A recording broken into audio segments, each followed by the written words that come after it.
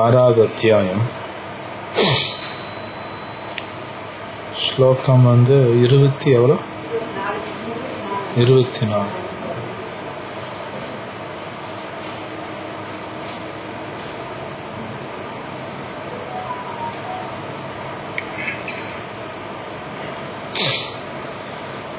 ஓம் நமோ பகவதே வாசுதேவாய.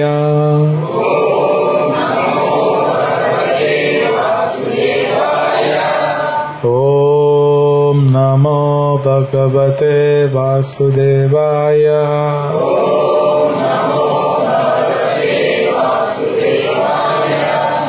ஓம் நமோ பகவதே வாசுதேவாய.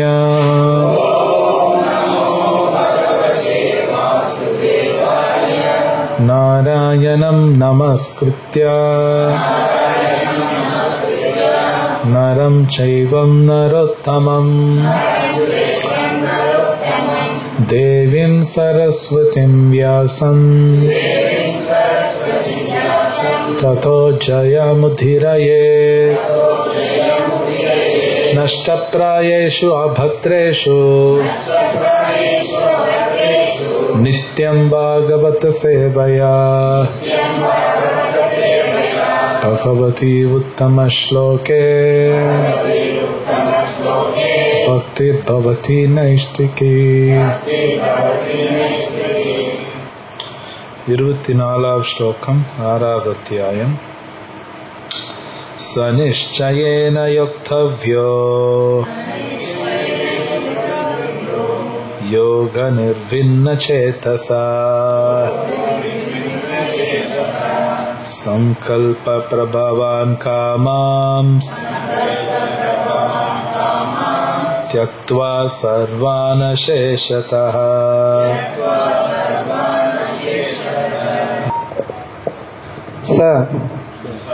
அந்த நிச்சயேன திடமான மன உறுதியுடன் யோக்தவ்ய பயிற்சி செய்யப்பட வேண்டும். யோக யோகம் அனிர்வின்ன சேதசா சிறிதும் மாற்றமின்றி சங்கல்ப மன அனுமானத்தினால் பிரபவான் பிறந்த காமான் ஜட ஆசைகளை த்யக்த்வா துறந்து சர்வான் எல்லா அசேஷதக முழுமையாக மனசா மனதால் ஏவ நிச்சயமாக இந்திரிய கிராமம் புலன்கள் முழுவதும் வினியம்ய நெறிப்படுத்தி சமந்தத எல்லா பக்கங்களில் இருந்தும். மொழிபெயர்ப்பு பொருளை எழுதியவர் ஏசி பக்திவேதாந்த சுவாமி ஸ்ரீல பிரபுபாத். ஜெய் ஸ்ரீல பிரபுபாத்துக்கு. மொழிபெயர்ப்பு திருப்பி சொல்லுங்க. யோக பயிற்சியில் உறுதியுடனும் நம்பிக்கையுடனும் பாதையில் இருந்து பிறழாமலும் ஈடுபட வேண்டும். மன அனுமானத்தினால் பிறந்த எல்லா ஜட ஆசைகளையும் துறந்து எல்லா பக்கங்களில் இருந்தும் அனைத்து புலன்களையும் மனதால் அடக்க வேண்டும்.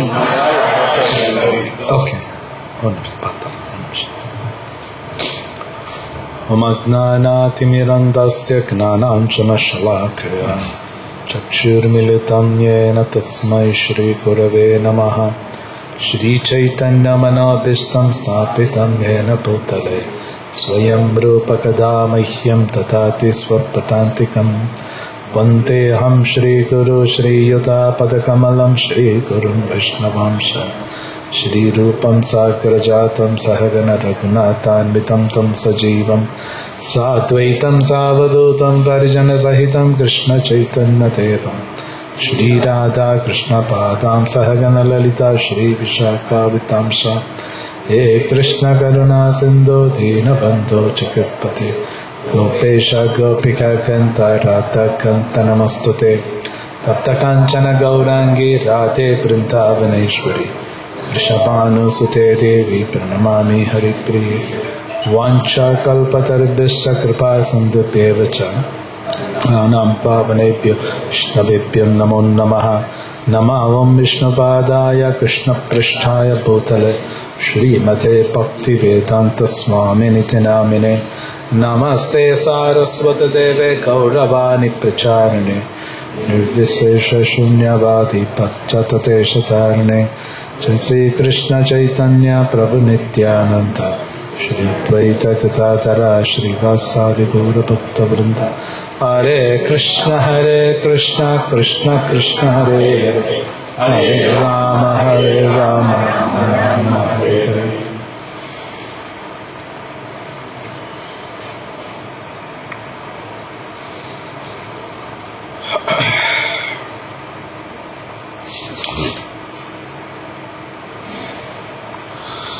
ஸோ இந்த ஸ்லோகத்தில் கிருஷ்ணர் சில முக்கியமான விஷயங்கள் சொல்றார். வெளியில் நமக்கு யாருமே சொல்ல மாட்டாங்க. ஆனால் கிருஷ்ணர் இந்த ஸ்லோகத்தில் நிறைய விஷயங்கள் சொல்றார். ஐ திங்க் போன ஞாயிற்றுக்கிழமை கூட டிஸ்கஸ் பண்ணோம் பாகவத்தில். பொதுவாக எல்லாருமே கோவிலுக்காகட்டும் சர்ச்சுக்காகட்டும் இல்லை மஸ்ஜிதுக்கு போயிட்டு பகவான்கிட்ட எல்லாருமே ஆர்டர் தான் பண்ணுவாங்க. எனக்கு இது இல்லை, எனக்கு இது கொடுங்க, அது கொடுங்க, இது கொடுங்க கேட்டுட்டு தான் இருப்பாங்க. எல்லாரும் அப்படி தான் பண்ணுவாங்க. ஏன் சின்னதுலேருந்து நம்மளே அப்படி தான் வளர்த்திருப்பாங்க. கோயில் போய் சாமிகிட்ட போய் கேளு, சாமி கொடுப்பாங்க.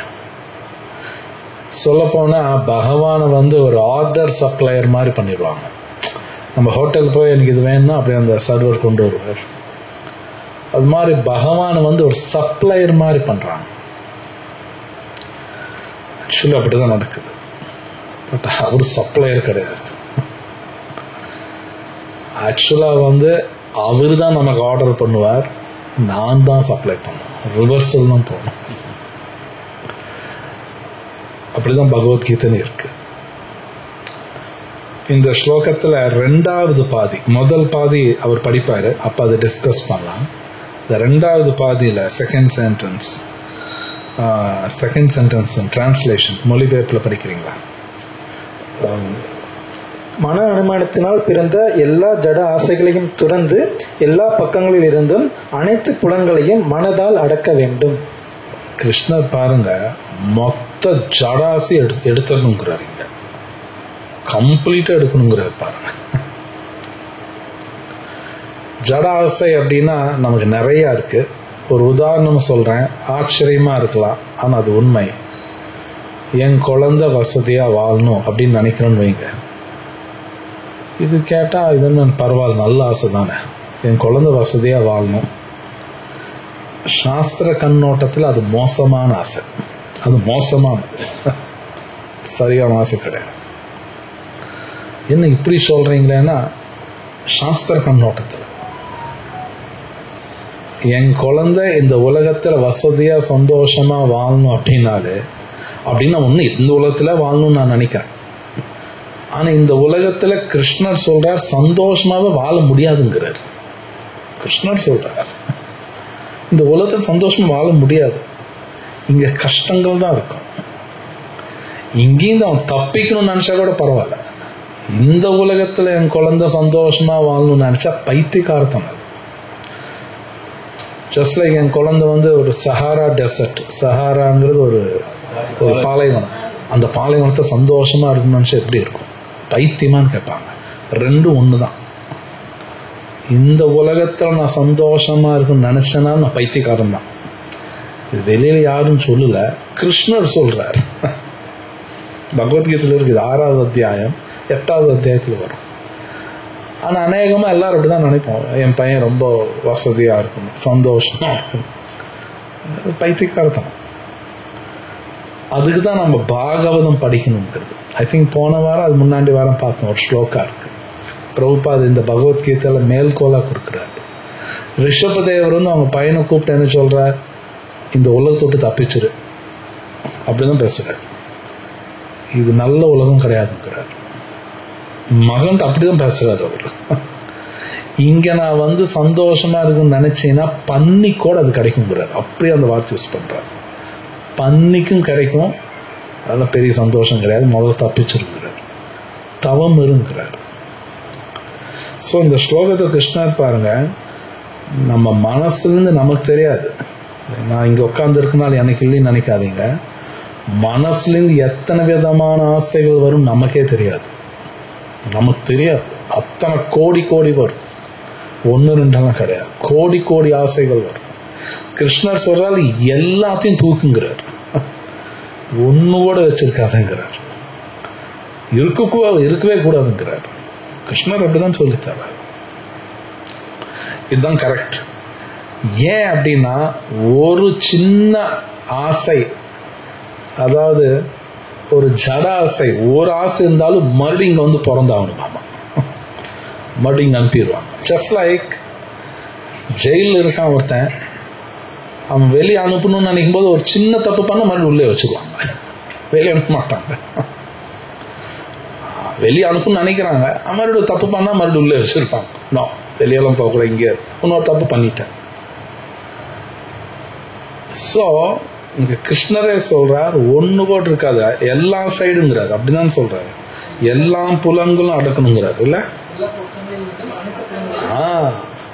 5 புலன்கள் இருக்கு, ஒரு புலனுக்கு ஒரு மாதிரி ஆசை இருக்கும். நமக்கெல்லாம் தெரியாது. கண்ணுக்கு ஒரு மாதிரி ஆசை இருக்கும், காதுக்கு ஒண்ணு இருக்கும், நாக்குக்கு ஒண்ணு இருக்கும், தோலுக்கு ஒண்ணு இருக்கும். மொத்தத்தையும் கம்ப்ளீட் ஜீரோ பண்ணுங்க. வெளியில நமக்கு யாரும் சொல்லி தரல. இருந்தா என்ன ஆகும் அப்படின்னு சில பேர் கேள்வி கேட்கலாம். பிரச்சனை வரும். கிருஷ்ணர் சொல்றார் பிரச்சனை வருங்கிறார், வந்தே தீரும். இது ரொம்ப சூக்ஷ்மமா இருக்கும், ரொம்ப சூக்ஷ்மமா இருக்கும். ஸோ அப்ப எனக்கு ஆசையே படக்கூடாதா அப்படின்னு சில பேர் கேட்கலாம். கிருஷ்ணர் அப்படின்னு சொல்லல, அப்படியெல்லாம் ஒன்றும் சொல்லல. ஆசையில நியாயம் இருக்கும். ஆனா நியாயம் இருக்கா இல்லையானா பகவத்கீதை படிச்சாதான் தெரியும். ஆனால் தெரியாது. பகவத்கீதை படிக்கலைன்னா நான் ஆசைப்படுறதுல நியாயம் இருக்காலே எனக்கு தெரியாது. பட் பொதுவா நாம நியாயம் இருக்குன்னு நாம நினைப்போம், நாம அப்படிதான் நினைப்போம். படிச்சாதான் தெரியும். அது தப்பு தான் இருக்கும், கண்டிப்பா தப்பு தான் இருக்கும். ஏன்னா இது பகவத்கீதையில் இருக்கு, பாகவதத்தில் இருக்கு.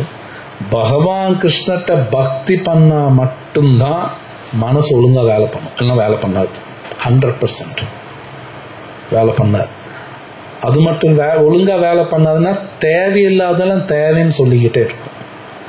அது எனக்கு தேவையில்லை, ஆனா தேவைன்னு தான் சொல்லும் என் மனசு. நியாயப்படுத்தும், நியாயப்படுத்தும். அது அதெல்லாம் பண்ணும், நமக்கே தெரியாது, நமக்கே தெரியாது.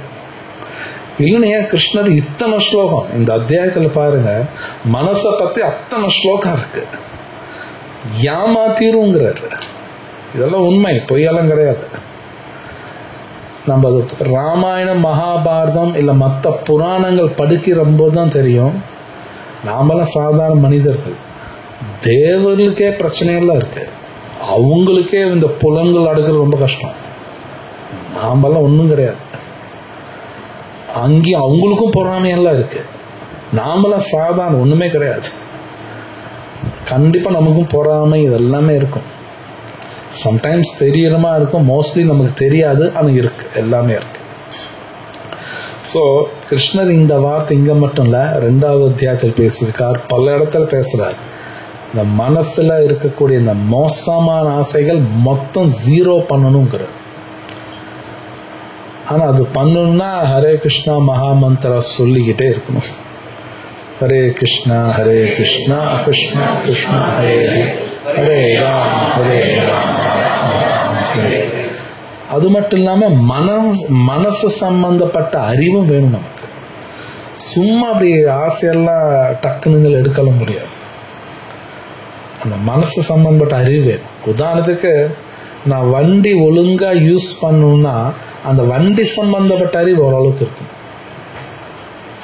ஸ்ரீ ராதா ஷாம் சுந்தர் கீ ஜாய், ஸ்ரீ பிரபுபாத் கீ ஜாய். நான் வண்டி யூஸ் பண்ணணும்னா அந்த வண்டி சம்பந்தப்பட்ட அறிவு ஓரளவுக்கு இருக்கணும். எப்படி ஓட்டுறது, பெட்ரோல் ஃபில் பண்றது எல்லாமே தெரியணும். மனசு சம்பந்தப்பட்ட அறிவு நமக்கு வேணும். அந்த மனசு என்னது, புத்தி என்னது, அகங்காரம் என்னது, மனசுக்குள்ளே இந்த பிரச்சனை வருது. இப்போ மனசுங்கிறது இப்போதான் இருக்கா, போன ஜென்மத்திலேருந்து வருதா, இந்த அறிவெல்லாம் வேணும். அது சம்பந்தப்பட்ட அறிவு வேணும். அது என்னன்னு தெரிஞ்சுக்கணும் முதல்ல. அதெல்லாம் தெரிஞ்சுக்காம அது இன்னும் அது கண்ட்ரோல்லாம் பண்ண முடியாது. அதெல்லாம் முடியாது. அதை பற்றி தெரியணும். கிருஷ்ணர் அதெல்லாம் பேசுகிறார். அதெல்லாமே கிருஷ்ணர் பகவத்கீதையில் பேசுகிறார். ஸோ இப்போ அந்த பொருளுரையில் பார்ப்போம். நல்ல பாருங்க, படிக்கிறீங்களா? பொருளுரை. யோக பயிற்சியாளன் மன உறுதியுடனும் பாதையிலிருந்து பிறழாமல் பொறுமையுடனும் யோகத்தை கடைபிடிக்க வேண்டும். இறுதியில் ஓகே போதும். ஃபர்ஸ்ட் சென்டென்ஸ் பாருங்க. டிட்டர்மினேஷனுக்கு என்ன தமிழ்ல? மன உறுதி. இன்னொரு வார்த்தை இருக்கு, பொறுமை. 2 வார்த்தை யூஸ் பண்ற பாருங்க. நல்ல உறுதியாகவும் பிராக்டிஸ் பண்ணும், பொறுமையா தான் போய் ஆகணுங்கிறாரு. ஏன்னா நம்ம எல்லாருமே ஃபெயில் ஆகும். அது எல்லாருக்கும் நடக்கும். மனசு அப்படியே கண்ட்ரோல் பண்றது நம்ம நினைக்கிற மாதிரி இல்லை. அது அவ்வளோ ஈஸியும் கிடையாது. ஸோ ஃபெயிலும் ஆகும். ஃபெயில் ஆயிருக்காங்க, பல பேர் ஆயிருக்காங்க. உதாரணத்துக்கு விஸ்வாமித்திரர் ஃபெயில் ஆயிருக்கார். நாமளும் பல தடவை, நம்ம டெய்லி ஃபெயில் ஆகும். அவர் ஏதோ சும்மா 2-3 தடவை தான் ஃபெயில் ஆயிருக்கார், அவ்வளோதான். இந்திரன் ஃபெயில் ஆயிருக்கார். ஸோ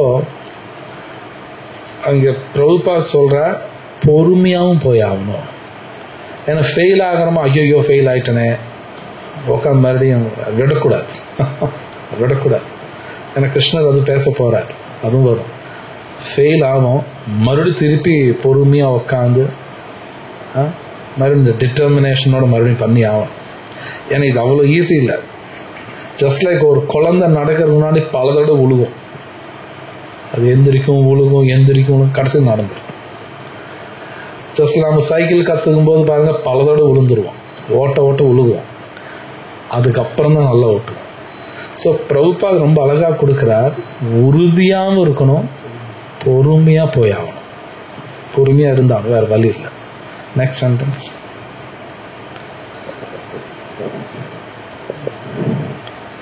இறுதியில் அடையப்படும் வெற்றியில் நம்பிக்கை கொண்டு மிக்க பொறுமையுடன் வெற்றியடைவதில் ஏற்படும் தாமதத்தினால் தளர்ச்சியடையாது இவ்வழியில் முன்னேற வேண்டும். கண்டிப்பா வெற்றி கிடைக்குங்கிறார்ல, அப்படிதான் இருக்கு. Very important. நமக்கு ஆச்சாரியர்கள் ஸ்ரீல பிரபுபா சைத்தன்ய மகாபிரபு நமக்கு கொடுத்திருக்கிற அந்த ப்ராசஸ்னா வழிமுறை, இந்த சாண்டிங் ஹரே கிருஷ்ணா, இது உண்மை. அது யாரு எடுத்துக்கிறாங்களோ வெற்றி வந்தே தீரணும், வேற வழி இல்லை. பட் உடனே வருமா, எப்போ வரும் தெரியாது, ஆனா வந்துடும். கண்டிப்பா வெற்றி வந்துடும், நோ டவுட். நான் காலேஜில் ஒர்க் பண்ணுறேன். ஸ்கூலில் கூட நீங்கள் பார்க்கலாம், ஒரு பையனை நீங்கள் எல்கேஜியில் போட்டீங்க வைங்க, எப்படியாவது அவன் +2 வரைக்கும் இழுத்துட்டு போயிடுவாங்க. ஏதோ மார்க் 2 மார்க்கை போட்டு தூக்கி போட்டு +2 வரைக்கும் கூட்டிகிட்டு போயிடுவான். எப்படியாவது கூட்டிகிட்டு போயிடுவான், நோ டவுட். ஆனால் என்னன்னா கண்டிஷன் என்ன, ஸ்கூலுக்கு போகணும். அதுதான் கண்டிஷன். ஸ்கூலுக்கு போயிட்டு இருந்தா ஏதாவது பண்ணி +2 வரைக்கும் கூட்டிகிட்டு போயிடுவான். அது மாதிரி ஒருத்தர் ஹரிநாமா சொல்லிக்கிட்டு இருக்கணும். அந்த உறுதியும் வேணும், பொறுமையும் வேணும். பகவத்கீதை படிக்கணும், பிரசாதம் மட்டும்தான் எடுக்கணும், ஏன்னா பூஜை பண்ணணும் வீட்டில். இதெல்லாம் நான் கடைபிடிச்சிக்கிட்டே இருக்கணும். அது பண்ணிக்கிட்டு இருந்தாங்கன்னா கண்டிப்பாக வெற்றி வரும். ரொம்ப சீரியஸாக இருந்தால் குவிக்காக வரும். ஏதோ தானோ இருந்தால் லேட் ஆகும், மேபி பல கோடி ஜென்மம் கூட எடுத்துடலாம், ஆனால் வரும். ஏன்னா நாம சொல்லிட்டு இருக்காங்களே, ஹரே கிருஷ்ணா கிருஷ்ணா கிருஷ்ணா ஹரே ஹரே, ஹரே ராம் ராம் ஹரே ஹரே. ஏன்னா இந்த ஹரே கிருஷ்ண மகாமந்திரா சொல்றதோ பகவத்கீதை படிக்கிறதோ இது அவ்வளோ சுலபமா யாரும் பண்ண மாட்டான். யாரும் எல்லாம் பண்ண மாட்டான். நீங்க போய் யார்கிட்ட சொல்லி பாருங்க, உங்க சொந்தக்காரங்கிட்ட சீக்கிரம் சொல்ல மாட்டாங்க. அது சும்மா போய் ஏதோ சொல்லுவீங்க, அவ்வளோ ஈஸியா சொல்ல மாட்டாங்க. இது கிருஷ்ணரே பகவத்கீதையில் 2 இடத்துல சொல்றாரு. இது எல்லாரும் எடுத்துக்க மாட்டாங்க. இது சாதாரணமான விஷயம் கிடையாது. பல இடத்துல கிருஷ்ணர் சொல்றாரு. ஈவன் சைத்தன்ய மகாபிரபு சொல்றார், பிரம்மாண்ட பிரமித்தே கோன பாக்யவான் ஜீவா. பாக்யவான் அப்படின்னா ஃபார்ச்சுனேட், பாக்யவான் சொல்றோம் இல்லையா, தமிழ் அந்த வார்த்தை இருக்குல்ல, பாக்யவான், பாக்யசாலி. சைத்தன்ய மகாபிரபு சொல்றார் பாக்யவானா இருக்கணும் அப்படிங்கிற. சும்மாலாம் ஹரே கிருஷ்ணா சொல்ல முடியாது, அவ்வளவு ஈஸி கிடையாது. ஸோ பட் அது ஒருத்தர் சொல்றாங்க அப்படின்னாலே அவங்களுக்கு நல்லது நடக்கும், அதுல எந்த விதமான சந்தேகம். ஸோ பிரபுபாத் ரொம்ப அழகா சொல்றார், ஒருத்தர் பொறுமையா இருக்கணும், கிரேட் பெர்சவரன்ஸ். பொறுமை இங்கேயும் வருது இல்ல, இந்த சென்டென்ஸ் வருது இல்ல, டிஸ்கரேஜ் ஆகக்கூடாது. சில பேர் போன வாரம் கூட ஒருத்தர் கேட்டுருந்தாங்க, நான் சாண்டிங் எல்லாம் பண்ணிட்டு இருக்கேன், ஒரே பிரச்சனை வருது அப்படின்னு. சாண்டிங் பண்றதுனால பிரச்சனையே வராதுன்னு கிருஷ்ணரே சொல்லல. பிரச்சனைங்கிறது வந்துகிட்டே தான் இருக்கும், அதெல்லாம் வராமலாம் இருக்காது. தயவுசெய்து பகவத்கீதை டெய்லி படிக்கணும், அதனால பிரச்சனை வராதுன்னு நினைச்சிடாதீங்க, அது வருது. அது இந்த உடல் இருக்கிற வரைக்கும் பிரச்சனை வரும். கிருஷ்ணர் ஒரு இடத்துல கூட பிரச்சனையே வராதுன்னு எங்கேயுமே சொன்னதில்லை, ஒரு ஸ்லோகம் கூட கிடையாது. பாகவதம் பூரா படிச்சு பாருங்க, பிரச்சனை வராதுன்னு எங்கேயுமே சொல்லல, வந்துகிட்டு தான் இருக்கும். பிரச்சனை வரும், அது நம்ம ஒன்றும் பண்ண முடியாது. பட் ஒருத்தர் பகவத்கீதா பாகவதம் படிச்சு அது கடைபிடிக்கும் போது என்ன நடக்கும்னா, பகவான் மேல பிரேமை வரும். அந்த பிரேமை வரும் பொழுது இந்த பிரச்சனை எல்லாம் ஒரு தூசு கூட ஆகாது, அதெல்லாம் பெருசா தோணாது. உதாரணத்துக்கு உங்க கையில ஒரு 1000 கோடி ரூபாய் இருக்குன்னு வைங்க, யாராவது ₹1 திருடிட்டான்னு வைங்க, உக்காந்து அழுகுவீங்களா? ₹1 போயிட்டு போகுது, கண்டுக்கூட மாட்டோம். 1000 கோடி ரூபாய் இருக்கும்போது ₹1 திருடிட்டான், ₹1 காணாம போச்சு, ₹1 என்ன ஏமாத்திட்டான், யாரும் உட்காந்து அழுக மாட்டான், அது ஒண்ணு கண்டுக்கூட மாட்டான். அது மாதிரி ஒருத்தர் பகவத்கீதா படிக்கும்பொழுது கிருஷ்ணர் யாருன்னு நமக்கு தெரியும், அவர் மேல பிரேமா வரும். அது மட்டும் அறிவும் வரும், பயங்கர அறிவாளி வருவாங்க. அப்ப அவங்களுக்கு இந்த பிரச்சனையில ஒரு பிரச்சனையாவே தெரியாது. உண்மையை சொல்ல போனா இப்ப நம்ம வாழ்க்கையில இருக்க பிரச்சனைன்னு சொல்றோம் இல்லையா, அதெல்லாம் பிரச்சனையே கிடையாது. ஏன் எனக்கு பிரச்சனையா தெரியுதுன்னா, எனக்கு அறிவு இல்லை, அதனால தெரியுது, அவ்வளவுதான். இது ஒரு உதாரணம் சொல்றேன். ஒரு 2 வயசு குழந்தைக்கு ஒரு பலூன் வாங்கி கொடுங்க, அந்த பலூன் உடஞ்சு போச்சுன்னு வைங்க, உட்காந்து சீத்து பூத்துன்னு அழுகும், கண்டிப்பா அழுகும். நீங்க பார்த்துருப்பீங்க, நாமளும் பண்ணியிருப்போம்.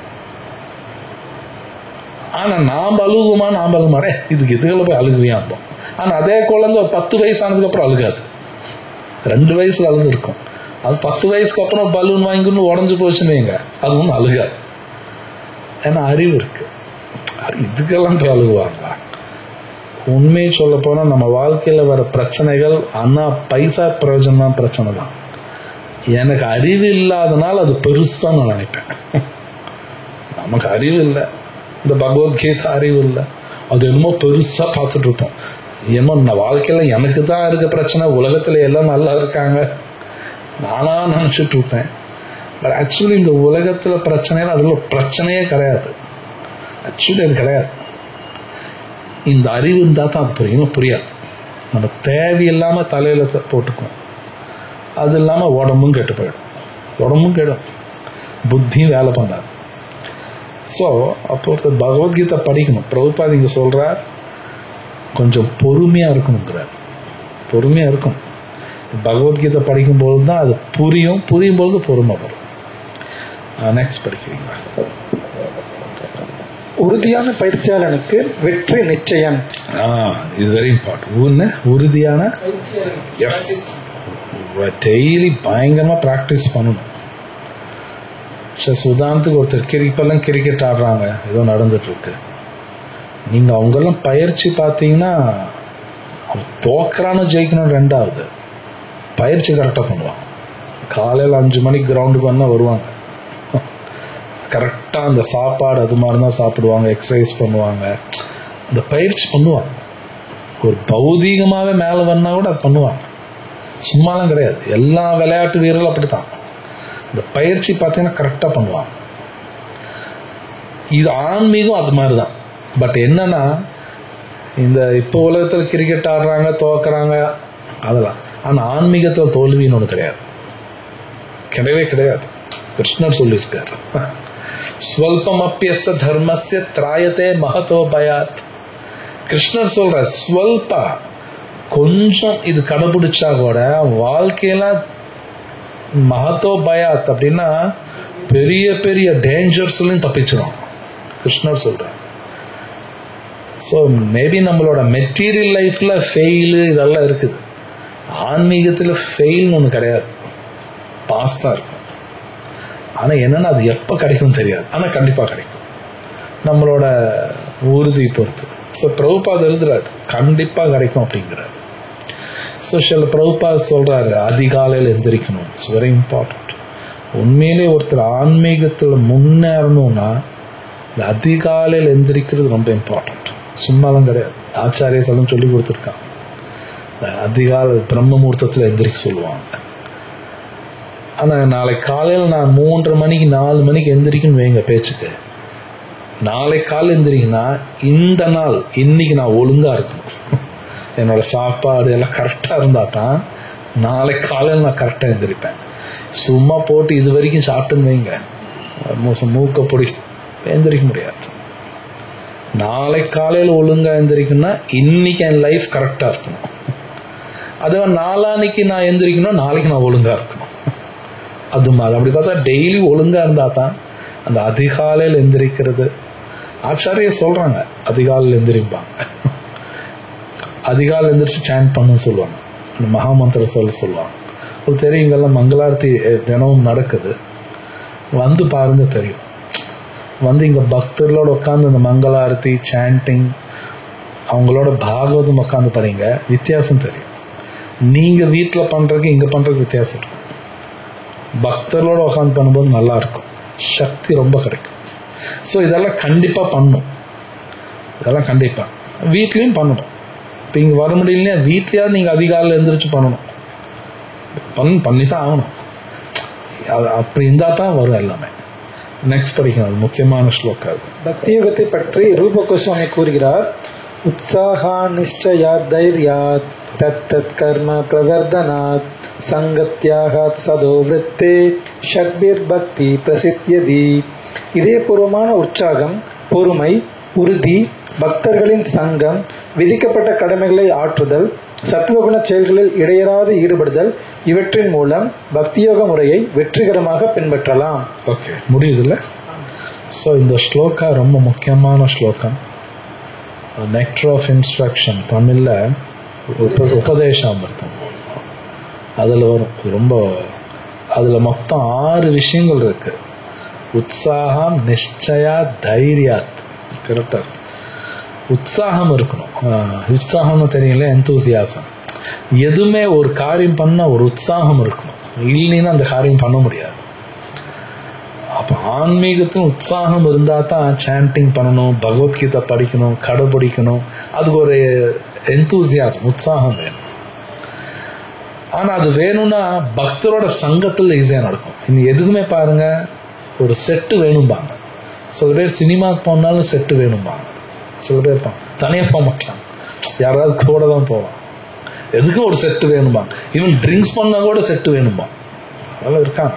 அவன் செட்டோட தான் போய் ட்ரிங்க் பண்ணுவான். ஸோ பக்தி பண்ணுறது கூட பக்தரோட சங்கம் வேணும். இந்த பக்தரோட சங்கத்தில் இருக்கும்போது தான் உற்சாகம் எல்லாம் இருக்கும். நிச்சயா தைரியாத், தமிழ் என்ன அதுக்கு, பொறுமை, உறுதி எல்லாமே இருக்கும். தத்தத் கர்ம பிரவர்த்தனாத், ரொம்ப முக்கியம். ஸோ அந்த பக்தலோடு இருக்கும்போது தான் அதை எப்படி செய்யணும்னு தெரியும். சதோ விருத்தேனா ஏற்கனவே நமக்கு முன்னாடி செஞ்சு காட்டினவங்கலாம் இருக்காங்க, ஆச்சாரியர்கள்லாம். அந்த ஸ்டெப்ஸில் போகிறது தான் சதோ விருத்தேன்னு சொல்லுவாங்க. சங்க தியாகாத், இது ரொம்ப முக்கியம்.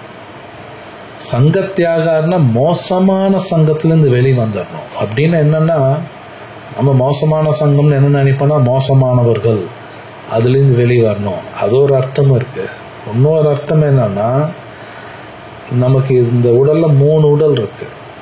இது வந்து ஸ்தூல உடல், சூக்ஷ்ம உடல், அடுத்தது ஆத்மா, நாம் 3. இந்த ஸ்தூல சூக்ஷ்மா இந்த 2மே விடணும். அந்த சங்கம் கூட இருக்கக்கூடாது. அதையும் விட்டாங்க. ஆக்சுவலா அது முன்னும் டீப் மீனிங் அது.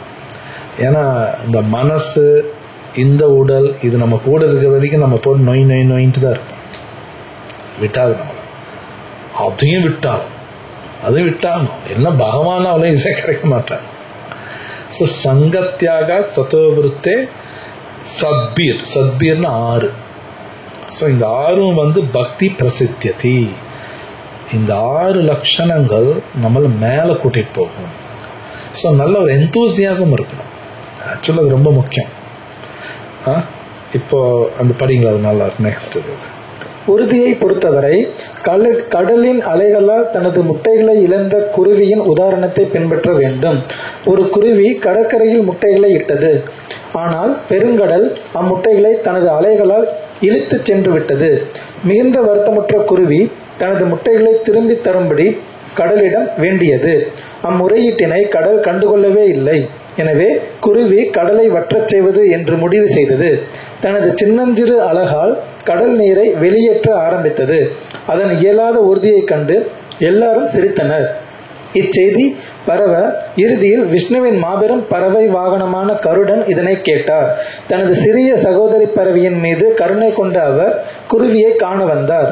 சிறு குருவியின் உறுதியினால் மனமகிழ்ந்த கருடன் உதவி செய்வதற்காக வாக்களித்தார். இவ்வாறாக உடனடியாக குருவியின் முட்டைகளை திருப்பி தரும்படியும், இல்லாவிடில் குருவியின் செயலை தான் செய்து விடுவேன் என்றும் கருடன் கடலை எச்சரித்தார். கடல் பயந்து போய் குருவியின் முட்டைகளை திருப்பி கொடுத்தது. இவ்வாறாக கருடனின் கருணையினால் குருவி மகிழ்விட்டது. ஓகே, முடியுதுல்ல? இது ரொம்ப முக்கியமான ஒரு ஸ்டோரி, கதை. அந்த குருவி பார்த்தீங்கன்னா உண்மையிலே அந்த கடல் இருக்கிற தண்ணி எல்லாம் பண்ணிடுவேன் அப்படிங்கிறது. உண்மையிலே குருவினாலும் முடியாது. ஆனால் அந்த குருவி டிட்டர்மினேஷன், அந்த உறுதி, அதுதான் மோஸ்ட் இம்பார்ட்டன்ட். அந்த உறுதி பார்த்தா கருடனை இறங்கிட்டார். இவ்வளவு உறுதியாக இருக்குது, நான் ஹெல்ப் பண்ணுறேன். ஆனால் இது ரொம்ப முக்கியம். ஒரு மனுஷனுக்கு உறுதி வரணும்னா அறிவு வேணும். அறிவு இல்லாமல் உறுதி வராது. இப்போ சில பேர் கோடீஸ்வரனும் ஆசை எப்படி வரும்னா, அவனுக்கு ஒரு அறிவு இருக்கு. இவங்கெல்லாம் பணம் சம்பாதிச்சு பெரிய வீடு கட்டி பயங்கரமாக இருக்காங்க. அது பார்க்கறதுனால வரக்கூடிய அறிவு. இதெல்லாம் பாகவத்தில் இருக்கு. அறிவு வந்து பார்க்கறது மூலியமா வரும். அதனால அவனுக்கு ஒரு ஆசை வருது, நாமளும் இந்த மாதிரி ஆகணும். ஒரு உறுதி, சரி நானும் பணம் சம்பாதிக்கணும். ஸோ டிட்டர்மினேஷன் வேணும்னாலும் நாலேஜ் வேணும், அறிவு வேணும். அப்போ பகவத்கீதா கடைபிடிக்கணும்னா முதல்ல இந்த அறிவு வேணும். பகவத்கீதா அறிவு இல்லாமல் நம்ம டிட்டர்மினேஷனோட இறங்கி பண்ண முடியாது. சாண்டிங் பண்றது, ஏன் சாண்டிங் பண்றோம், அதுக்கு ஒரு அறிவு வேணும். அறிவு கண்டிப்பா இருக்கும். இந்த பகவத்கீதா அறிவு இல்லாமல் இதுல ஆன்மீகத்தில் இறங்க முடியாது, இம்பாசிபிள். அப்ப இந்த உடல் சம்பந்தப்பட்ட அறிவு இருக்கணும். இந்த உடல் டெம்பரரின்னு எனக்கு தெரியணும், ஆத்மா பெர்மனன்ட்னு தெரியணும், ஆத்மா அழிவில்லைன்னு தெரியணும். எங்கிட்ட இருக்கிற அத்தனையும் அழிஞ்சு போயிடும். இந்த அறிவு இருக்கணும். எங்கிட்ட இருக்கிற மேபி எங்க நிறைய பைசா இருக்கலாம், புகழ் இருக்கலாம், எல்லாமே போயிடும். ஒண்ணு கூட எங்க கூட இருக்காது. அந்த அறிவெல்லாம் வேணும். அந்த அறிவு இல்லாமல் இந்த டிட்டர்மினேஷன்லாம் வராது, அந்த உறுதியெல்லாம் வராது, இம்பாசிபிள். ஸோ அப்போ பகவத்கீதை படிக்கும்போது அந்த அறிவு கிடைக்கும். அப்போ நாம சொல்ல இதெல்லாம் வரும், இந்த உறுதி எல்லாமே வரும். ஸோ நாலேஜ் ரொம்ப முக்கியம். பாகவத்திலே நம்ம சொல்லப்பட்டிருக்கு, அறிவு ரொம்ப முக்கியம். அது ஸோ இங்க எப்படி கருடர் வந்து அந்த குருவிக்கு ஹெல்ப் பண்ணாரோ, அதே மாதிரி பகவான் கிருஷ்ணர் நமக்கு ஹெல்ப் பண்ணுவார். இது வந்து பகவத்கீதால 10வது அத்தியாயத்தில் பிரபுபாத் எழுதியிருக்கார். ஏன்னா ஒருத்தர் உறுதியோட இறங்கி பண்ணும்போது கிருஷ்ணா ஹெல்ப் பண்ணுவார். ஏன்னா உறுதியோடு இருக்கான், அப்போ கொடுப்பார். கிருஷ்ணா உள்ளந்து புத்தி கொடுப்பார். ததாமி புத்தி யோகம் தம் ஞானமா முப்பையாந்தித்தே. கிருஷ்ண சொல்ல நான் தரேன், புத்தி நான் தரேன். ஏன்னா உறுதியோடு இருக்காங்க. ஸோ எப்படி அந்த குருவிக்கு கருடர் இறங்கினாரோ நமக்கு கிருஷ்ணா இறங்குவார், நோ டவுட். ஆனா நான் உறுதியோடு இருக்கணும். நான் உறுதியோடு இருந்தா தான் நடக்கும், இல்லை நடக்காது. ஏனோ தானோன்னு தான் கிருஷ்ணன் இறங்க மாட்டார். உறுதி வேணும். இந்த லாஸ்ட் பேரா படிங்களேன். அதுபோல யோக பயிற்சி, குறிப்பாக கிருஷ்ண உணர்வில் செய்யப்படும் பக்தி யோகம் மிகவும் கடினமாக தோன்றலாம். ஆனால் யாரேனும் மிக்க உறுதியுடன் கொள்கைகளை பின்பற்றினால் கடவுள் நிச்சயமாக உதவுவார். ஏனெனில் தனக்கு உதவி கொள்பவனுக்கு கடவுள் உதவுகிறார். இந்த பேரா வெரி இம்பார்ட்டன்ட். பிரபுபாத் எழுதுறாரு, இந்த பக்தி யோகாங்கிறது கொஞ்சம் டிஃபிகல்ட்டா தான் இருக்கிற மாதிரி இருக்கும் அப்படிங்கிறாரு.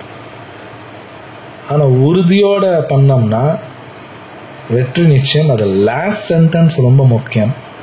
தமிழ்ல பண்ணீங்க அந்த லாஸ்ட் சென்டென்ஸ் மட்டும். ஏனெனில் தனக்கு உதவி கொள்பவனுக்கு கடவுள் உதவுகிறார். கடவுள் யாருக்கு உதவி பண்றோங்கிறாரு? அது மோஸ்ட் இம்பார்ட்டன்ட். எனக்கு நான் உதவி எப்போ பண்றேன்னு நினைக்கிறேனோ அப்பதான் கடவுளை உதவி பண்ணுவார், இல்லை பண்ண மாட்டார். இது ரொம்ப இம்பார்ட்டன்ட் சென்டென்ஸ். அது அப்படிதான் இருக்குது. இங்கிலீஷ் ரொம்ப நல்லா, God helps those who help themselves. முதல்ல எனக்கு நான் உதவி பண்ண ரெடியா இருக்கணும், அப்பதான் பகவானே இறங்குவார். எல்லாம் அவனும் சும்மா பண்ண, நான் எதுவும் பண்ண மாட்டேங்க, கடவுள் எனக்கு எல்லாம் கொடுக்கணும், ஒன்றும் கொடுக்க மாட்டார், ஆள் ஒன்றும் கொடுக்க மாட்டார். இது சிம்பிள், புரிஞ்சுக்கணும்னு கஷ்டம் கிடையாது. நான் வாத்தியா இருக்கிறனால என்னால் சொல்ல முடியும். சம்டைம்ஸ் நாங்கள் சில ஸ்டூடெண்ட் பார்ப்போம், அவன் உண்மையிலே ட்ரை பண்ணுவான், ஆனால் அவனால் முடியாது. அவங்க உண்மையிலே ட்ரை பண்ணுவாங்க. சில ஸ்டூடெண்ட்ஸ் அவங்களுக்கு வாத்தியார் ஹெல்ப் பண்ணுவார். உண்மையிலே ட்ரை பண்ணுறான், அப்போ அவங்க மட்டும் தனியாக கவனிச்சுடுவாங்க. இதெல்லாம் நடக்கும். ஏன்னா உண்மையில ட்ரை பண்ணுறான், ஆனால் அவனால முடியல, அப்போ ஹெல்ப் பண்ணுவாங்க.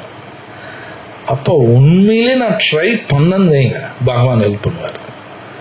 இப்போ நிறைய பேருக்கு எப்படின்னா, நான் எதுவும் செய்ய மாட்டேன், 2 தேங்காய் உடைப்பேன், அவ்வளோதான், அவர் தான் எல்லாம் பண்ணணும். 500 ரூபா தட்சணை கொடுப்பேன், அவர் எல்லாம் பண்ணணும், அதெல்லாம் ஒன்றும் வரமாட்டார், அதெல்லாம் வரமாட்டார். நான் உண்மையில இறங்கி வேலை செய்யணும், எனக்காக நான் செய்யணும், அப்பதான் அவர் இறங்குவார். சும்மாலாம் வந்து வரமாட்டார். பட் ஜென்ரலா உலகத்தில் அப்படி நினைச்சுக்கிறாங்க. கோயிலுக்கு போயிட்டு வந்தாச்சு, மொட்டை போட்டாச்சு, அவ்வளவுதான், இன்னைக்கு எல்லாம் பண்ணிடுவாருப்பா. நமக்கு மொட்டை போடுறது பெரிய விஷயம், அதெல்லாம் பெரிய விஷயம். 500 ரூபா கொடுக்கறது பெரிய விஷயம் கிடையாது, அதெல்லாம் பெரிய விஷயம் கிடையாது. நத்திங். வேலைக்கு 10 வச்சாச்சு, சோ வாட். அதுக்கெல்லாம் அவர்ல இறங்க மாட்டார். நான் உண்மையிலே உட்காந்து இறங்கி வேலை செய்யணும். அது ரொம்ப இம்பார்ட்டன்ட் சென்டென்ஸ். தமிழ் என்னது? தனக்கு உண்மையில எனக்கு நான் உதவி பண்ணிக்கணும், ஆத்ம ரீதியா எனக்கு நான் உதவி பண்ணணும், அப்பதான் கிருஷ்ணன் இறங்குவார். இது பண்ணாம எல்லாம் பண்ண மாட்டார். நோவே. ஆமா, ஆன்மீகம் தான். கிருஷ்ணா உண்மையில பாக்குற, உண்மையில ஒர்க் பண்றாங்க.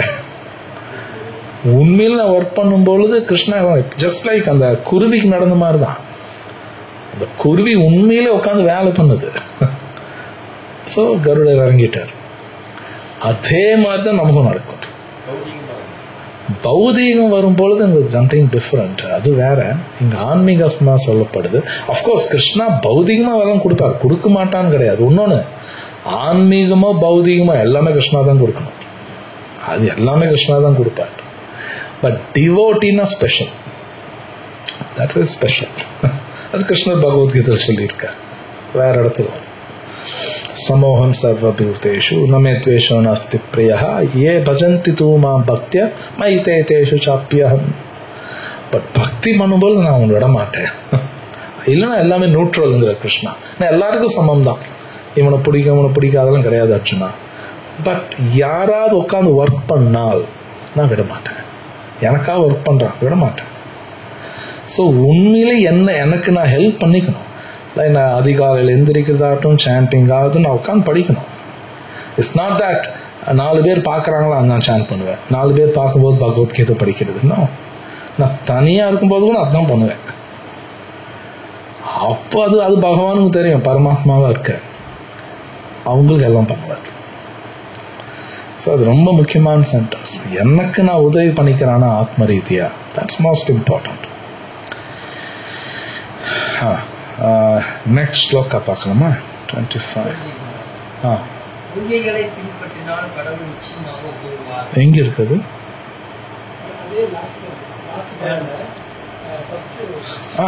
Principles correct. பிரின்சிபல்னா அது மட்டும் இல்ல, நிறைய இருக்கு. வெறும் 4 மட்டும் கிடையாது. நீங்க சொல்லக்கூடிய 4 என்ன? மாமிசம் சாப்பிடாம இருக்கிறது, தென் ட்ரிங்க்ஸ் எடுக்காம இருக்கிறது, தென் வேற என்ன, கேம்பிளிங். ஸோ அது 4 எடுக்காம இருக்கிறதெல்லாம் அது பெரிய விஷயம் கிடையாது. ஒருத்தர் மாமிசம் சாப்பிடலின்னு வைங்க, அது கிரேட் எல்லாம் கிடையாது. அது கிரேட் கிடையாது. அது ஒரு பிரின்சிபல்னா அவ்வளவுதான். நான் டெய்லி ஸ்கூலுக்கு போறதுனால எனக்கு மார்க் கொடுத்துருவாங்கன்னா ஆனா போகணும். டெய்லி ஸ்கூலுக்கு போகணும். ஆனா போறதுனால மார்க் கொடுப்பாங்களான்னா அப்படி ஒன்றும் கிடையாது. ஆனா போய் தான் ஆகணும். ஸோ மாமிசம் சாப்பிடாம இருக்கிறது ஒரு பிரின்சிபல். ஆனா அதனால அவன் பெரிய ஆளாயிருவான்னு அப்படியெல்லாம் ஒன்றும் கிடையாது. பட் அது கடைபிடிக்கணும். பட் அதில் மோஸ்ட் இம்பார்ட்டன்ட் பிரின்சிபல்னா சாண்டிங், இதெல்லாம் வரும். பஞ்சாங்க பக்தி, பாகவதம் படிக்கிறது, பக்தரோட சங்கம், அதெல்லாம் பிரின்சிபல் வரும். ஆமா, ட்ரிங்க்ஸ் பண்ண மாட்டேன் அப்படின்னா அது ஒரு பெரிய விஷயம் கிடையாது. ஸோ மிருகமெல்லாம் எதுவுமே ட்ரிங்க்ஸ் பண்ணாது. அஃப்கோர்ஸ் அதுவும் பண்ணும், அது வேற மாதிரி பண்ணும். தமிழ் என்னதுக்கு என்ன சொல்லுவாங்க? நோ இன்டாக்சிகேஷனுக்கு. மிருகங்களுக்கும் போதையெல்லாம் இருக்கு, மனுஷன் மட்டும் கிடையாது. நீங்க பார்க்கலாம், நம்ம வீட்டுல எல்லாம் குலாப் ஜாமுன் செஞ்சோம்னா அந்த சிறப்பு இருக்கும். நீங்க பாத்தீங்கன்னா எறும்பு நிறைய செத்து கிடக்கும், பார்த்துருக்கீங்களா? ஆக்சுவலா போதையில தான் சாகும். அது ரொம்ப பிடிக்கும். குடிச்சு அப்படியே போதை அப்படியே விழுந்து செத்து போயிடும். ஆக்சுவலா அப்படிதான் சாகும். ஸோ இந்த போதைங்கிறது மனுஷன் மட்டும் கிடையாது, மிருகங்களுக்கும் உண்டு. அதுக்கும் அதான பிரச்சனை இல்லை, எல்லாம் அதுக்கும் அந்த மாதிரிலாம் இருக்கும். ஸோ இதெல்லாம் ஜெனரல் பிரின்சிபல்ஸ். மோஸ்ட் இம்பார்ட்டன்ட் ரூப கோஸ்வாமி சொன்ன அந்த 5 அங்கம், சாண்டிங், பாகவதம் படிக்கிறது, பகவானை பூஜை பண்றது, பக்தரோட சங்கம், அந்த மாதிரி நிறைய இருக்கு. இதுல வேற ஏதாவது இருக்கா? கேள்வி இருக்கா இந்த ஸ்லோகத்துல?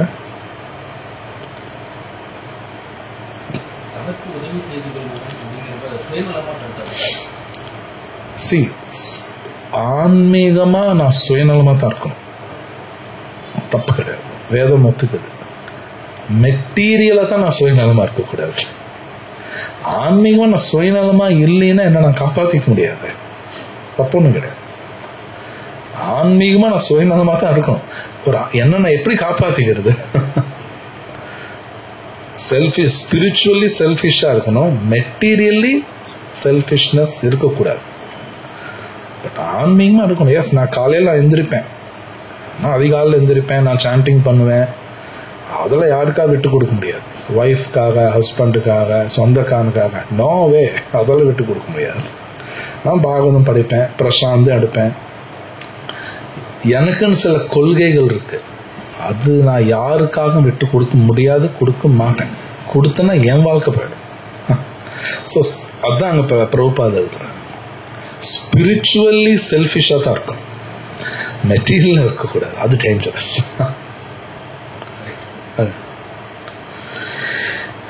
ஸோ வேற ஏதாவது கேள்வி இருக்கா இந்த ஸ்லோகத்துல?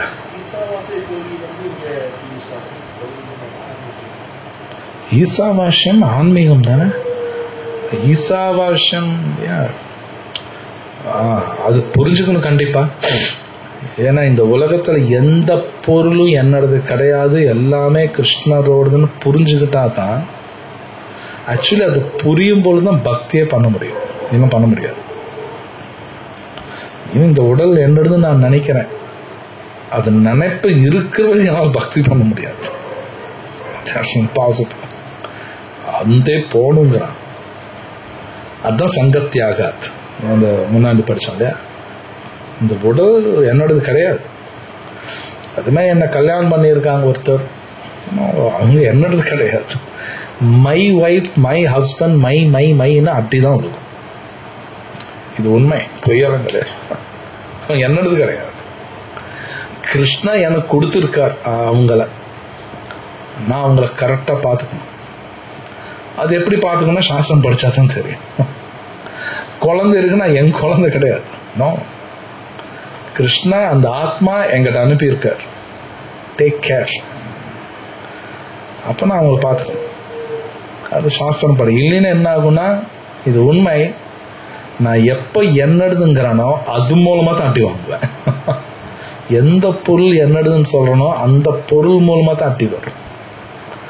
அப்படித்தான் வரும். டிசைன் அப்படிதான் பண்ணியிருக்கான். ஓகே, நெக்ஸ்ட் ஸ்லோகா பார்ப்போம். டைம் அப். शनै शनै उपरमेत् बुद्ध्य धृति गृहीतया आत्मसंस्थं मनः कृत्वा न किञ्चित् अपि चिन्तयेत्. மொழிபெயர்ப்பு: வலுவான நம்பிக்கையுடன் கூடிய புத்தியின் மூலம் படிப்படியாக சமாதியில் நிலை பெற வேண்டும். இவ்வாறு மனம் தன்னில் மட்டுமே நிலைப்படுத்தப்பட்டு வேற எதையும் சிந்திக்காமல் இருக்க வேண்டும். ஸோ இந்த ஸ்லோகம் பாருங்க, என்ன ஸ்டெப் பை ஸ்டெப் என்ன சொல்றாரு? படிப்படியா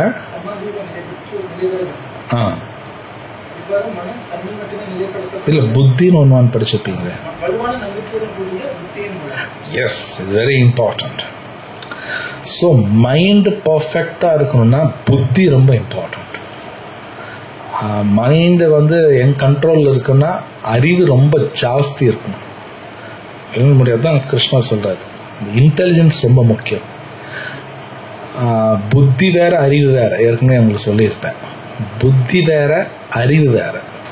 புத்திங்கிறது நமக்கு இருக்கு, அது ஒரு டூல், TOOL. டூல்னா ஒரு ஒரு கருவி மாதிரி, அது நம்ம எல்லாத்துக்கும் இருக்கு, டூல் அது. அறிவுங்கிறது இந்த பகவத்கீதா இதுல அறிவு இருக்கு. இந்த இன்டெலிஜென்ஸ் புத்திங்கிறது கூர்மையா இருந்தா தான் இது உள்ள போகும், இல்ல போகாது. இப்ப நம்ம எல்லாருக்கும் புத்தி இருக்கு.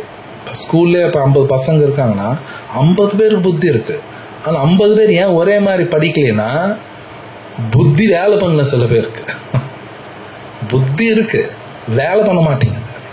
அதனால சொன்னாலும் ஏறாது. சில பேர் டக்குன்னு ஏறிக்கும். சோ அப்ப புத்தி ஒழுங்கா இருக்கணும். புத்தி ஒழுங்கா இருக்குன்னு என்னங்க பண்றது? இந்த கேள்வி வருது. ஒரே வழி, ஒரு காலத்துல அது வேற மாதிரி பண்ணிட்டு இருந்தாங்க. புத்திக்கு மேலதான் ஆத்மா, அதுதான் நாம அதுதான் ஆத்மா. நமக்கு கீழே தான் புத்தி இருக்கும். ஆத்மா கிருஷ்ணா கனெக்ட் ஆயிடுச்சுன்னா புத்தி ஒழுங்கா வேலை பண்ணும். புத்தி ஒழுங்கா வேலை போது மனசு ஒழுங்கா வேலை பண்ணும். இது கிருஷ்ணா 3rd சாப்டர்ல பேசியிருக்காரு. அந்த ஸ்லோகா காட்டுறேன், அது பார்த்தீங்கன்னா ஒரு நல்ல ஐடியா கிடைக்கும். 3வது அத்தியாயத்துல 42 அந்த டிரான்ஸ்லேஷன் படிங்க. இங்க ஹைரார்கின்னு சொல்லுவாங்க, தமிழ்ல எனக்கு தெரியல. செயலாற்றக்கூடிய புலன்கள் படிங்க. செயலாற்றக்கூடிய புலன்கள் ஜட பொருளை விட உயர்ந்தவை. மனம் புலன்களை விட உயர்ந்தது. புத்தி மனதை விடவும் உயர்ந்தது. மேலும் அவனோ ஆத்மாவோ புத்தியை விடவும் உயர்ந்தவன். எவ்வளவு கிளியரா இருக்கு பாருங்க. ஆத்மா புத்தி காட்டில் உயர்ந்தது, புத்தி மனசு காட்டில் உயர்ந்தது. ஹைரார்கிமோ ஆத்மா, புத்தி, மனம், புலன்கள், அப்புறம் பொருட்கள். இப்படி ஆக்சுவலி ஆத்மா தான் இன்டெலிஜென்ஸ் கண்ட்ரோல் பண்ணும், இன்டெலிஜென்ஸ் மைண்ட் கண்ட்ரோல் பண்ணும். இப்ப நமக்கு ரிவர்ஸ்ல போயிட்டு இருக்கு. இப்ப அவருக்கு நடக்கிறது அங்கதான் பிரச்சனை வருது. புத்தி தான் மைண்டை கண்ட்ரோல் பண்ணும். ஆனா நமக்கு என்னன்னா மனசு புத்தி கண்ட்ரோல் பண்ணுது. நமக்கு அதான் நடக்குது. அங்கதான் பிரச்சனை வருது. அப்ப புத்தி ஸ்ட்ராங்கா இருக்கணும்னா படிக்கணும், பகவத்கீதை படிக்கணும், ஹரே கிருஷ்ணா சொன்னா தான் புத்தி ஸ்ட்ராங் ஆயிடும். புத்தி ஸ்ட்ராங் ஆகும் பொழுது மனசு தப்பா ஏதோ சொன்னாலும் இது தட்டி எறிஞ்சிடும், கம்முன்னு இருங்கும். புத்தி பட்டுன்னு அடிக்கும், கம்முன்னு இருக்கும். புத்தி ஸ்ட்ராங்கான்னு வைங்க, மனசு சொல்றது கேட்டுரும், அப்படியே மைண்ட் டேக் ஓவர் பண்ணிக்கும். அது என்ன சொல்றது ஆடுவோம், அப்படியே ஆடிடும். இந்த ஸ்லோகத்தில் பாருங்க, கிருஷ்ணர் ரொம்ப அழகா சொல்றாரு. அந்த புத்தி வச்சு அதுக்கப்புறம் ஃபுல் கன்விக்ஷன், நம்பிக்கை, அப்படி ஒரு வார்த்தை இருக்கா?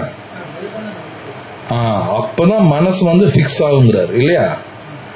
ஆத்மா மேல ஃபிக்ஸ் ஆகும். ஸோ அப்போ ஆத்மா கிருஷ்ணா கனெக்ட் ஆனா தான், ஜஸ்ட் லைக் இப்போ இங்க பாருங்க ஃபேன் லைட் எத்தனையோ எரியுது, இது எல்லாமே ஒழுங்கா இருக்கணும்னா மெயின் வயர் வந்து கம்பத்துக்கு கனெக்ட் பண்ணும். இதுக்கு எல்லாருக்கும் மெயின் வயர் ஒன்று இருக்கு, அது கம்பத்துக்கு கனெக்ட் பண்ணா தான் எல்லாமே எரியும். கனெக்ட் பண்ணலன்னு என்ன ஆகுனா எதுவுமே ஒர்க் ஆகாது. ரொம்ப அழகான லைட் எல்லாம் வச்சுக்கலாம், ஒன்றும் வேலை பண்ணாது, ஜஸ்ட் யூஸ்லெஸ். அது மாதிரி ஒருத்தர் ஹரே கிருஷ்ணா மகாமந்திரா சொன்னும், ஆத்மா கிருஷ்ணாவோட கனெக்ட் ஆனா தான் புத்தி மனசு புலங்கள் ஒழுங்கா வேலை பண்ணும். ஏன்னா வேலை பண்ணாது, தப்பா வேலை பண்ணும், பிரச்சனை வரும், பிரச்சனை மேல பிரச்சனை வரும். இப்ப அந்த பொருளுரை பார்க்கலாமா? பொருளுரை: வலுவான நம்பிக்கையினாலும் புத்தியினாலும் ஒருவன் புலன்களின் செயல்களை படிப்படியாக நிறுத்த வேண்டும். பாருங்க எவ்வளவு இருக்கு. புத்தி ஸ்ட்ராங்கா இருந்தா தான் புலன்களோட மோசமான வேலைகள் வந்து ஸ்டாப் பண்ண முடியும். புத்தி வெரி இம்பார்ட்டன்ட். இன்னைக்கு சில அட்வர்டைஸ்மெண்ட்ல வரும், மாத்திரை சாப்பிட்டா புத்தி வருங்கிறாங்க. பார்த்துருக்கீங்களா? அதுல ஊரே ஏமாத்துறது இப்படியெல்லாம் வராது. அஃப்கோர்ஸ் சில மூலிகையெல்லாம் இருக்கு, அது சாப்பிட்டா வரும்பாங்க. அந்த மாதிரி இப்ப கிடைக்கதான் தெரியல, பட் இருக்கு. இவங்க கொடுக்கறது இது வேற. மூலிகையெல்லாம் சில கீரையெல்லாம் அதெல்லாம் இருக்கு, அது இன்டெலிஜென்ஸ் பூஸ்ட் பண்ணுவாங்க. ஆனா பட் இந்த பகவத்கீதா அறிவு வேணும்னா ஹரே கிருஷ்ணா சொன்னா தான் வரும், எல்லாம் வராது. ஹரே கிருஷ்ணா சொன்னா தான் புத்தி ஸ்ட்ராங் ஆகும். அப்பதான் இந்த சென்ஸ் ஆக்டிவிட்டி, தமிழ் என்ன, புலன்களின் செயல்கள் நிறுத்துவாங்க. இல்லைன்னா இது உண்மை, கண்ணு கண்டது பார்க்கும், இதெல்லாம் உண்மை. எல்லாம் இன்னைக்கெல்லாம் காலேஜ்ல எல்லாம் உண்மை சொல்றேன், ஸ்டூடெண்ட்ஸ் எல்லாம் எது பார்க்க கூடாதோ அதான் பார்த்துக்கிட்டே இருக்கான். இதெல்லாம் உண்மை சொல்றேன், பொய் இல்லை. அதனால அவனுக்கு எத்தனை பிரச்சனை வருதுன்னு உங்களுக்கு தெரியாது. நான் டெய்லி பார்க்குறேன், மேபி சில ப்ரொஃபஸர்ஸ் இங்கே இருக்காங்க, அத்தனை பிரச்சனை வருது அவங்களுக்கு. உண்மையிலே இது வருது, ஏன்னா தேவையில்லாத பார்க்குறாங்க. அதனால என்ன ஆகுதுன்னா, தேவையில்லாத பார்க்கறதுனால தேவையில்லாதெல்லாம் பேசுறான். பொதுவாக என்ன பார்ப்போமோ அது வாயிலிருந்து வரும். தேவையில்லாதெல்லாம் பேசுவாங்க, தேவையில்லாம கேட்பாங்க, தேவையில்லாம தோலை யூஸ் பண்றான், அதெல்லாம் நடக்குது, அதெல்லாம் உண்மை. அப்ப புத்தி ஸ்ட்ராங்கா இருக்கணும், வேற வழி இல்லை. அந்த ஹரிநாமா சொன்ன பகவத்கீதை படிச்சாகணும். படிக்கலினா இது உண்மை, அவன் தப்பான வழிக்கு போயே ஆகணும், வேற வழி இல்லை, போயே ஆவான், நிறுத்தலாம் முடியாது. நாமளும் அப்படித்தான், நம்ம குழந்தையா இருந்தாலும் சரி அவங்க அப்படித்தான் போவான், யாரா இருந்தாலும் அப்படித்தான் போவான். அப்ப வார்னிங் கொடுக்கணும், ஜாக்கிரதையாரு இது எடுத்துக்கோன்னு சொல்லி. ஃபர்ஸ்ட் சென்டென்ஸ் நல்லா எழுதியிருக்காரு. அப்புறம் பாரு, இது பிரத்யாஹாரா எனப்படும். பிரத்யாஹாரா அப்படின்னா புலன்களிலிருந்தே ஒதுங்கி இருக்குதுன்னு அர்த்தம். ஆக்சுவலி மீனிங் அதுதான் பிரத்யாஹாரா. நம்மளோட புலன்களிலிருந்து ஒதுங்கி இருப்பாங்க. ஒரு அத கிருஷ்ணா கூர்மான்னு பேசுவார். கூர்மானா டாட்டாய்ஸ், ஆமை. ஆமைக்கு அந்த குணம் இருக்கும். நீங்க ஆமை போயிட்டு இருக்கோம், எவனா கல் எடுத்து அடிச்சா வைங்க, பட்டு நெல் உள்ள போய்க்கும். ஒண்ணு அது எதுவும் பண்ண முடியாது. எல்லாம் அந்த தலையெல்லாம் உள்ள போயிடும், கையெல்லாம் உள்ள போயிடும், அது ஒன்றும் பண்ண முடியாது. நம்ம புலன்கள்லேருந்து நம்ம தூரமா இருக்கணும், அப்படின்னு டிஸ்டர்ப் பண்ணாம இருக்கணும். அதுதான் பிரத்யாஹாரா அப்படின்னு சொல்லுவாங்க. மீனிங் அதுதான் ஆக்சுவலா. படிக்க அடுத்தது படிங்க. உறுதி, தியானம், புலனடக்கம் ஆகியவற்றால் கட்டுப்படுத்தப்பட்ட மனம் சமாதியில் நிலை பெற்றாக வேண்டும். அந்நிலையில் ஜட வாழ்வில் வீழ்வதற்கான அபாயம் சிறிதும் கிடையாது. வேறு விதமாக கூறினால், ஜடவுடல் இருக்கும் வரை ஜடத்துடன் தொடர்பு கொண்டுள்ள போதிலும் புலனுணர்ச்சியை பற்றி சிந்திக்க கூடாது. பரமாத்மாவின் இன்பத்தை தவிர வேறு இன்பம் எதையும் எண்ணக்கூடாது. கிருஷ்ண உணர்வை நேரடியாக பயில்வதால் இந்நிலை எளிதாக அடையப்படும். ரொம்ப பியூட்டிஃபுல்லா பிரபுபாத் எழுதியிருக்காரு. ஸோ இந்த உடலுக்குள்ளேயே நாம் இருந்தா கூட சில பிரபுபாத் நமக்கு என்னென்னலாம் சொல்லி கொடுத்துருக்காரோ, மோஸ்ட் இம்பார்ட்டன்ட் இந்த சாண்டிங் பண்ணிக்கிட்டே இருக்கணும், கிருஷ்ண கதா கேட்கறது, கிருஷ்ண கதா பேசுறது. அது மாதிரி பக்தர்களோட இருந்துகிட்டு இப்படியே போனா இந்த உடம்புல இருந்தா கூட நம்ம புலன்கள் நம்ம டிஸ்டர்ப் பண்ணாது, இல்லைன்னா டிஸ்டர்ப் பண்ணும். இது உண்மை. பிரத்யாகாரம் பண்ண முடியாது. நான் என் புலன்களை எனக்கு டிஸ்டர்பன்ஸ் கொடுத்துக்கிட்டே இருக்கும். இதெல்லாம் உண்மை. அதனால என் வாழ்க்கை போற பிரச்சனையா இருக்குன்னு நினைப்பாங்க. இன்னொன்னு, ஆக்சுவலி பிரச்சனை இவங்கனால தான், ஆனால் அடுத்தவங்கனால வருதுன்னு நினைச்சுக்குவோம். உண்மையே பிரச்சனை என்னன்னா, என்னோட புலன்கள் தான் எனக்கு பிரச்சனை கொடுத்துக்கிட்டே இருக்கு, அடுத்தவங்களும் கிடையாது. பட் ஜென்ரலா அடுத்தவங்க தலை மேலே தூக்கி போடுவோம். நாம எல்லாம் ஒழுங்கு மாதிரி நம்ம நினைச்சுக்குவோம். ஒழுங்கெல்லாம் ஒன்றும் கிடையாது. பிரச்சனை என்கிட்ட தான் இருக்கு, அடுத்தவங்கனால எனக்கு பிரச்சனை கிடையாது. கிளியரா கொடுத்துருக்காங்க. ஓகே, மேபி இங்க நான் ஸ்டாப் பண்றேன். அது கேள்வி இருக்குங்களா? சமாதி கடைசி அஷ்டாங்க யோகத்துல கடைசி சமாதி நிலை, நான் தியரட்டிக்கலா சொல்றேன், அவங்கள டிஸ்டர்பே ஆக மாட்டாங்க. நோ டிஸ்டர்பன்ஸ், கம்ப்ளீட்டா கிருஷ்ணரையே நினைச்சிட்டு இருப்பாங்க. No disturbance. அதுதான் லாஸ்ட் ஸ்டேஜ், 8வது ஸ்டேஜ் தான் சமாதி. ஸோ நல்ல தியரட்டிக்கல் சொல்றேன். ஆமா.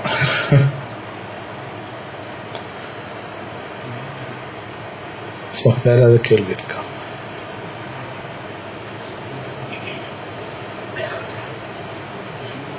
ஒன்னும் இந்த ஸ்லோகத்துல படிப்படியாக தான் சொல்லியிருக்காங்க. அப்படின்னா திடீர்னு ஓவர் நைட்ல நடக்காது. இந்த ஸ்லோகத்துல அப்படிதான் வருது, படிப்படியாக தான் நடக்கும், இது மெதுவாக தான் நடக்கும். இன்னைக்கே படிச்சு இன்னைக்கே பண்ணி நாளைக்கு எல்லாம் சரியாகும் அப்படியெல்லாம் வராது. படிப்படியாக மெதுவாக தான் நடக்கும். ஸோ அது வரைக்கும் நாமளும் பொறுமையா இருக்கணும். தட்ஸ் நாட் தட் உடனே எல்லாம் நடக்குமான்னு நடக்காது. ஆனா கண்டிப்பா அந்த ப்ராசஸ், அந்த வழிமுறை எடுத்துட்டோம்னா நடக்கும். ஜஸ்ட் லைக் டாக்டர் சொல்ற ட்ரீட்மெண்ட் நான் ஸ்டார்ட் பண்ணிட்டேன்னு வைங்க, வியாதி போயிடும். பொறுமையா இருக்கணும். ஏன்னா சில வியாதியெல்லாம் பார்த்தீங்கன்னா 2 வருஷம் 3 வருஷம்லாம் மருந்து சாப்பிட சொல்லுவாங்க. அந்த மாதிரி வியாதியெல்லாம் இருக்கு. 2 வருஷம் சாப்பிடணுங்க, சாப்பிட்டு தான் ஆகணும். பொறுமையா இருக்கணும். ஸோ படிப்படியாக தான் நடக்கும். பட் கண்டிப்பா அவங்களுக்கு வெற்றி கிடைக்கும், நோ டவுட்.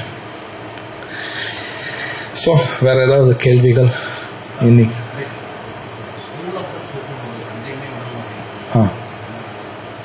சொல்லு. விடணும் அப்படின்னா அதோட இன்ஃப்ளூயன்ஸ் என் மேல இருக்கக்கூடாது. விடணும் அர்த்தம் இல்லை, அதை என்ன இன்ஃப்ளூயன்ஸ் பண்ணக்கூடாது. ஏன்னா நம்ம உடல் நம்ம இன்ஃப்ளூயன்ஸ் பண்ணும். ஒரு பல தடவை இந்த உதாரணம் கொடுத்துருக்கேன். ரோட்ல போறோம், அப்படியே போண்டா போட்டு அந்த அப்படியே படைச்சட்லேருந்து ஸ்மெல் அப்படியே மூக்குக்குள்ள போகும், சாப்பிடணும் கூட தோணும். ஆனா அது பிரசாதம் கிடையாது, வேண்டாம் நான் சொல்லணும்ல. சொல்லணும்னா எனக்கு புத்தி வேணும், ஸ்ட்ரென்த் இருக்கணும். புரியுதுங்களா? அப்போ என்னோட மைண்டை நான் சாப்பிடுங்க கூட சொல்லுவோம், பட் நான் இன்டெலிஜென்ஸ் யூஸ் பண்ணி வேண்டாம்னு சொல்லுவேன். அப்போ என்னோட சூக்ஷ்ம உடல் ஸ்தூல உடல் ரெண்டுமே என்ன ஃபோர்ஸ் பண்ணும், நான் நோன்னு சொல்லணும்.